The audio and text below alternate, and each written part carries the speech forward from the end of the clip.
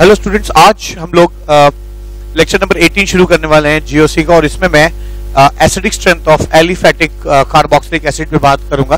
तो लेक्चर 18 कहेंगे इसको, ठीक है, लेक्चर 18, और इसमें बात करूंगा मैं एसिडिक स्ट्रेंथ ऑफ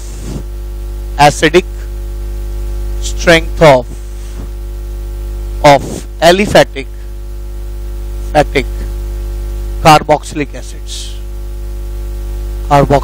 एसिड्स पे बात करूंगा, ठीक है। तो याद है आपको, ये मैं पिछले लेक्चर्स में बता चुका हूं कि एसिडिक स्ट्रेंथ कैसे जज की जाती है। फिर मैं यहाँ पे एक हल्का सा याद दिला दूं आपको कि कार्बोक्सिलिक एसिड्स जो हैं वो ऐसे होंगे, और याद रखिए कि किसी भी एसिड की जो एसिडिक स्ट्रेंथ होती है वो उसके कॉन्जुगेट बेस की स्टेबिलिटी पर डिपेंड करती है। क्यों करती है?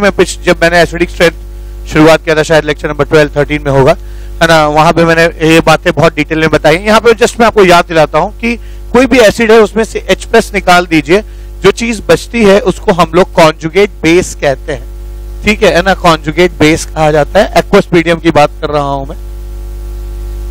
अब ये जो कॉन्जुगेट बेस है, ये जो कॉन्जुगेट बेस है, ये बेस कितना स्टेबल है, ठीक है, जो कॉन्जुगेट बेस है ये कितना स्टेबल है, जितना ये स्टेबल होगा, ठीक है ना, जितनी स्टेबिलिटी ज्यादा होगी, इसकी स्टेबिलिटी जो है वो अगर इसकी जितनी ज्यादा होगी, स्टेबिलिटी ऑफ कॉन्जुगेट बेस जितना ज्यादा होगा, एसिडिक स्ट्रेंथ उसी के प्रोपोर्शनल होगा।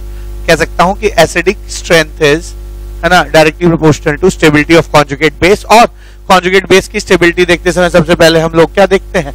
एरोमेटिसिटी देख लेते हैं, है ना, पी पाई डी पाई देख लेते हैं, या पी पाई देख लेते हैं, पी पाई डी पाई या पी पाई देख लेते हैं। वो ना हो तो रेजोनेंस देख लेते हैं, ठीक है। रेजोनेंस भी नहीं है तो फिर साइज देखते हैं। अगर साइज जो है ना, साइज और इलेक्ट्रोनेगेटिविटी देखते हैं। अगर साइज सेम है तो इलेक्ट्रोनेगेटिविटी देखेंगे। यहाँ पे इस स्टेप में दो बातें होती है, अगर साइज सेम है तो इलेक्ट्रोनेगेटिविटी देखते हैं, और साइज सेम नहीं है तो इलेक्ट्रॉन की डेंसिटी देखते हैं, इलेक्ट्रॉन की डेंसिटी देखी जाती है, और लास्टली हम लोग जो है इंडक्टिव इफेक्ट देखते हैं। तो ये मेनली यही 5 चीजों से सारी चीजें गवर्न हो जाती है। इसके अलावा कुछ छोटे एक्सेप्शंस भी हो सकते हैं, है ना, जो एसिडिक स्ट्रेंथ जज करते समय काम आएंगे। तो आइए इस तथ्य का सहारा लेते हैं कि acidic strength is directly proportional to stability of conjugate base, और कॉन्जुगेट बेस एक तरह से, है ना, नेगेटिवली चार्ज स्पीशीज होता है, तो हमें उसकी स्टेबिलिटी निकालना बड़े आसानी से आता है। उन्होंने कार्बन आयंस देखे ही देखे हैं, ठीक है। तो इस फेरिस्ट पे इसको अच्छे समझने के लिए आइए एक क्वेश्चन करते हैं। तो यहाँ क्वेश्चन मैंने पहले से ही लिख रखे हैं।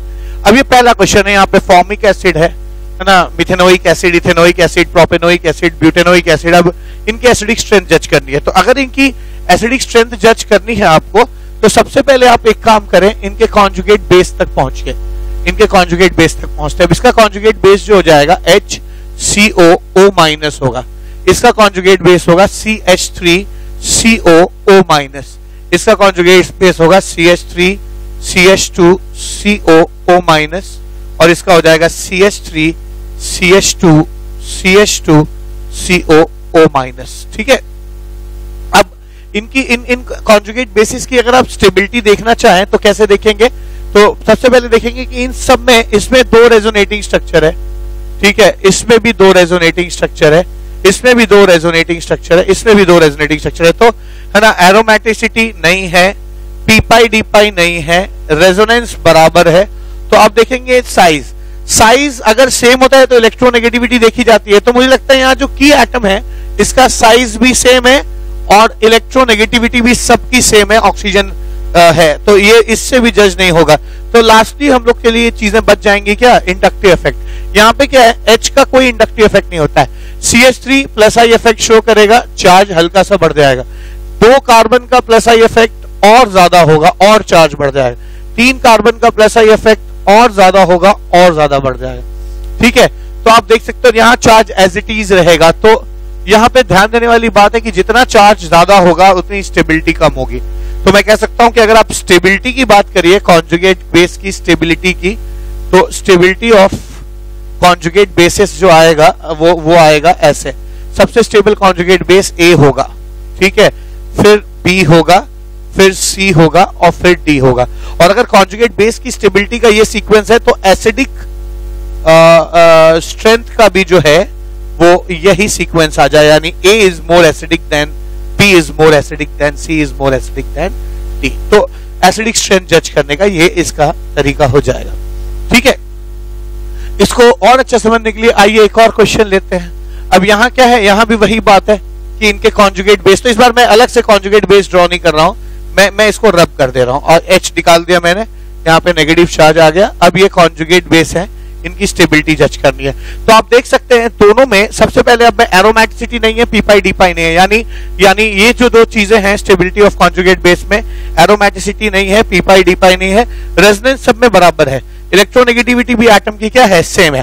तो ये सारे कंडीशन यहाँ पे सेम हो जाएंगे। यहाँ पे भी देखिए दो रेजोनेटिंग स्ट्रक्चर है, यहाँ पे भी दो रेजोनेटिंग स्ट्रक्चर है, यहाँ पे भी दो रेजोनेटिंग स्ट्रक्चर है, यहाँ पे भी दो रेजोनेटिंग स्ट्रक्चर, रेजोनेंस जो है वो बिल्कुल सेम है ना, इलेक्ट्रोनेगेटिविटी भी सेम है। तो ले देके फिर इंडक्टिव इफेक्ट पे ही बात आ जाती है। इंडक्टिव इफेक्ट यहाँ CH3 है, अगर आप देख सकें तो CH3 का प्लस आई इफेक्ट होता है, प्लस आई इफेक्ट से ये चार्ज हल्का सा बढ़ेगा, स्टेबिलिटी घटेगी।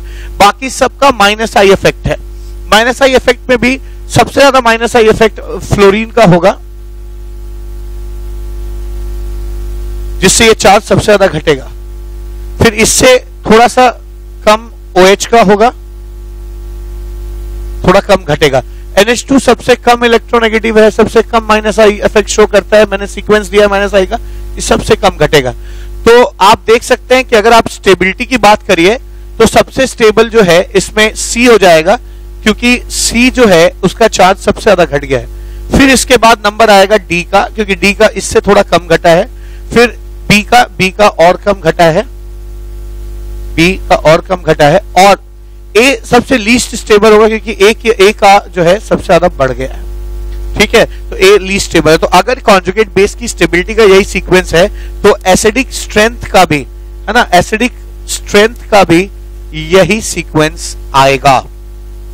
ये आपके एसिडिक स्ट्रेंथ का सीक्वेंस हो गया। ठीक है, तो इस तरह से क्वेश्चंस को जज किया जाता है। आइए ये थर्ड क्वेश्चन देखते हैं। अगेन यहाँ पे हमारे पास 3 एसिड है, तीनों के कॉन्जुगेट बेस पे आते हैं। ठीक है, तीनों में मैंने ना H हटा के यहाँ माइनस लगा दिया, बल्कि इसको और अच्छा समझने के लिए आप ऐसे कर सकते हैं, C double bond O, C double bond O, C double bond O, ऐसे।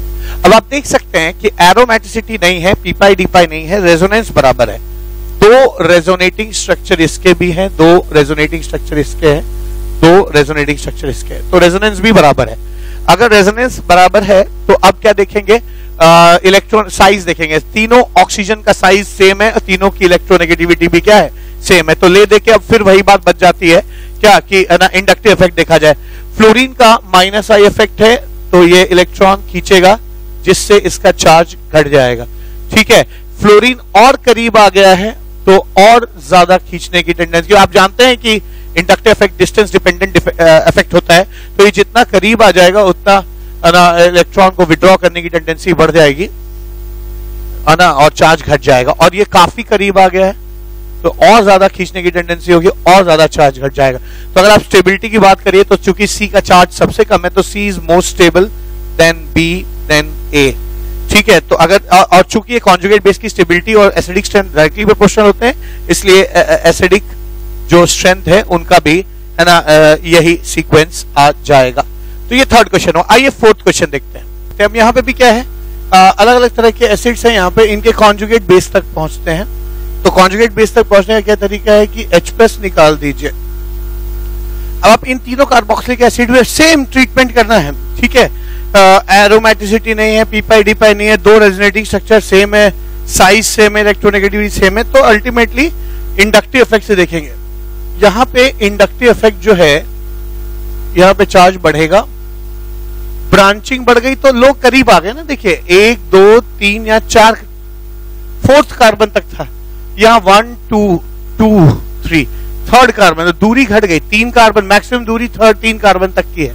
तो यहाँ क्या हो रहा है, पास आने से आप जानते हैं इंडक्टिव इफेक्ट डिस्टेंस डिपेंडेंट होता है, तो चार्ज और बढ़ जाएगा। और यहाँ क्या है, 1 सब 2 है, 2 ही कार्बन तक के दूरी है सबकी, है ना। तो यहाँ पे तीनों लोगों का इंडक्टिव इफेक्ट और बढ़ जाएगा। लोग इसको ये भी कहते हैं कि जितनी ज्यादा ब्रांचिंग होगी उतना इंडक्टिव इफेक्ट स्ट्रांग होता है, अगर नंबर ऑफ कार्बन जो है वो सेम होते हैं। तो अगर आप यहाँ पे देखिए तो साफ दिख रहा है कि सबसे कम चार्ज यहां बढ़ रहा है, सबसे स्टेबल ए है, फिर बी है, फिर सी है। और अगर कॉन्जुगेट बेस की स्टेबिलिटी का ये सीक्वेंस है तो एसिडिक स्ट्रेंथ का भी यही सीक्वेंस होगा। तो यहां पे आंसर जो है ये हो जाएगा। ऐसे क्वेश्चंस आते हैं एग्जाम में जहां आपको 3 या 4 एसिड दिए होंगे और आपको उनकी एसिडिक स्ट्रेंथ जज करना होगा। क्वेश्चन नंबर 5 देखते हैं। सेम ट्रीटमेंट, यहाँ पे भी आप कॉन्जुगेट बेस तक पहुंचिए। कॉन्जुगेट बेस में पहुंचने के बाद हम देखते हैं ना एरोमेटिसिटी है, ना पी पाई डी पाई है, ना रेजोनेंस है, सबका साइज सेम है, सब ऑक्सीजन है, सबकी इलेक्ट्रोनेगेटिविटी सेम है क्योंकि सब ऑक्सीजन है। ठीक है, तो अल्टीमेटली जो है इंडक्टिव इफेक्ट पे आ जाता है। यहाँ पे एल्काइल ग्रुप का प्लस आई इफेक्ट होगा जिससे यहाँ चार्ज हल्का सा बढ़ जाएगा और ये कॉन्जुगेट बेस अनस्टेबल होगा। यहाँ पे हाइब्रिडाइजेशन sp2 और s कैरेक्टर बढ़ने की वजह से है ना, sp2 hybridise carbon electron withdrawing nature रखता है और इसके बारे में पहले पढ़ा चुका हूं। तो s से खींचने पे चार्ज घटेगा। sp यहाँ पे 50% s कैरेक्टर है, यहाँ पे नहीं, यहाँ पे सॉरी 33.33% s कैरेक्टर है, तो यहाँ कम खींचेगा। यहाँ 50% s कैरेक्टर है तो खींचने की टेंडेंसी और बढ़ जाएगी। ठीक है, तो चार्ज और ज्यादा घट जाएगा। ठीक है, चार्ज और ज्यादा घट जाएगा। तो मैं कह सकता हूं कि यहाँ पर सबसे स्टेबल जो है वो C होगा क्योंकि चार्ज सबसे कम हो गया है। फिर थोड़ा यहाँ घटा है तो B हो जाएगा। A थोड़ा अनस्टेबल होगा, चार्ज बढ़ गया तो यहाँ A हो जाएगा। तो एसिडिक स्ट्रेंथ का भी यही सीक्वेंस आएगा। तो इन 3 एसिड्स में से हमने एसिडिक स्ट्रेंथ जज कर ली। C सबसे ज्यादा एसिडिक है, फिर B है, फिर A है। ऑन द सेम लाइंस यहां देखते हैं, अभी क्वेश्चन नंबर 6 है। अगेन वही करिए, पहले कॉन्जुगेट बेस तक पहुंचिए और कॉन्जुगेट बेस तक हम पहुंच गए यहाँ पे और आप देख रहे हैं यहाँ पे H का कोई इंडक्टिव इफेक्ट नहीं होता है, इसका प्लस आई होता है, प्लस आई इफेक्ट, जिससे इसका चार्ज जो है और बढ़ जाएगा। जबकि COOH ग्रुप का माइनस आई इफेक्ट होता है। ठीक है, माइनस आई इफेक्ट होता है जिसके वजह से यहाँ जो चार्ज डेंसिटी है वो घट जाएगी। ये इधर खींचेगा तो यहाँ चार्ज डेंसिटी घट जाएगी, यहाँ चार्ज डेंसिटी में कोई फर्क नहीं पड़ेगा। तो अगर आप स्टेबिलिटी की बात करेंगे तो सबसे स्टेबल चार्ज घटने की वजह से C हो जाएगा। इसके बाद A का नंबर आना चाहिए क्योंकि चार्ज एज इट इज है, यहाँ चार्ज A हो जाएगा और लास्टली जो है B आ जाएगा। B जो है यहाँ पे चार्ज बढ़ रहा है तो स्टेबिलिटी घटेगी। तो यहाँ पर एसिडिक स्ट्रेंथ का जो सीक्वेंस आएगा, एसिडिक स्ट्रेंथ का जो सीक्वेंस आएगा वही आ जाएगा CAB। ठीक है, एसिडिक स्ट्रेंथ का सीक्वेंस। C सबसे एसिडिक क्योंकि कॉन्जुगेट बेस सबसे ज्यादा स्टेबल है क्योंकि यहाँ पे चार्ज घट जा रहा है, यहाँ चार्ज एज इट इज रह रहा है तो इससे थोड़ा सा कम स्टेबल होगा और यहाँ चार्ज बढ़ जा रहा है जिससे इसकी स्टेबिलिटी घट जाएगी। इसलिए B चूंकि सबसे कम स्टेबल कॉन्जुगेट बेस है इसलिए उस एसिड की भी रेस्पेक्टिवली है ना एसिडिक स्ट्रेंथ कम होगी। यहाँ पे क्वेश्चन नंबर 7 है। अब इस क्वेश्चन को देखिए, ये डाई कार्बोक्सिलिक एसिड्स है ना, ऑक्सैलिक एसिड, मैलोनिक एसिड है ना, सक्सिनिक एसिड, ग्लूटेरिक एसिड, इनके नाम के बारे में मैं आगे आपको पढ़ाऊंगा। ठीक है, अभी फिलहाल हमको इनकी एसिडिक स्ट्रेंथ देखनी है। तो हो क्या रहा है, सबके कॉन्जुगेट बेस पे आ जाइए। यहाँ इसका कॉन्जुगेट बेस ये हो जाएगा, इसका कॉन्जुगेट बेस ये हो जाएगा, H हटा दिया, H हटा दिया। फिर अगेन वही बातें क्या है कि सब में एरोमेटिसिटी नहीं है, पी पाई डी पाई नहीं है, रेजोनेंस नहीं है, सबका ऑक्सीजन है तो सबकी इलेक्ट्रोनेगेटिविटी और साइज भी सेम है। तो अल्टीमेटली हम इंडक्टिव इफेक्ट से जज करेंगे। CH का इंडक्टिव इफेक्ट माइनस आई होता है, ये इलेक्ट्रॉन खींचेगा तो चार्ज घटेगा।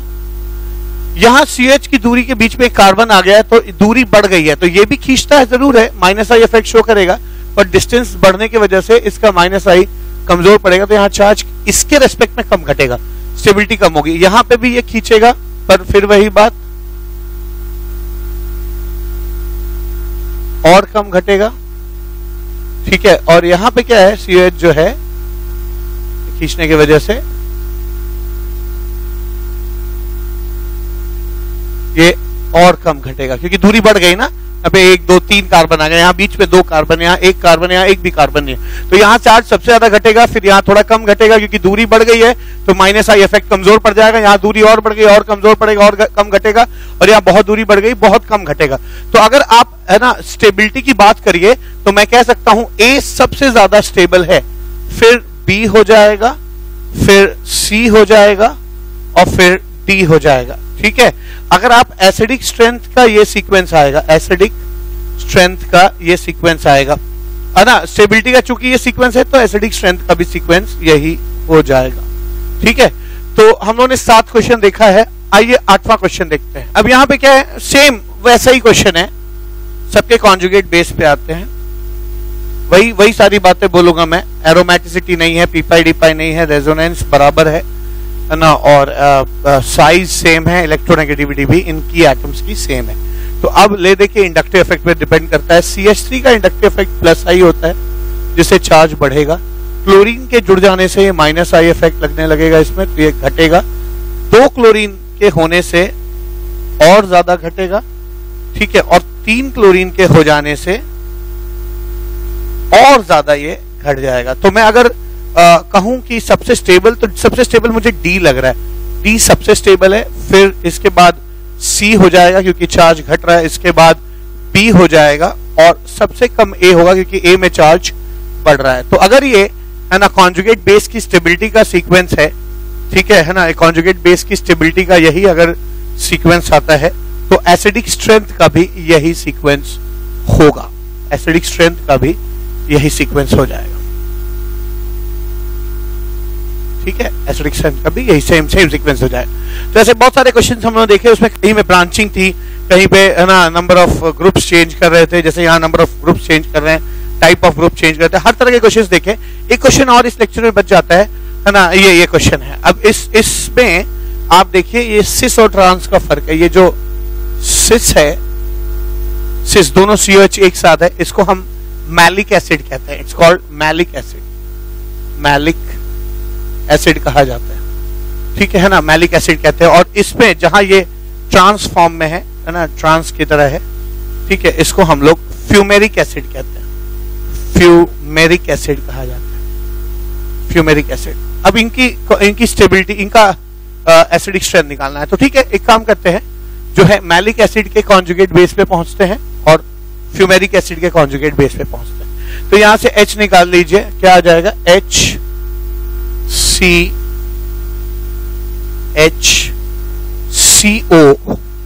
O माइनस COOH, ये आ जाएगा, ठीक है ना, यहां पे ये आ गया। और फ्यूमेरिक एसिड में क्या हो जाएगा, यहां से H निकाल दीजिए, तो आ जाएगा COO माइनस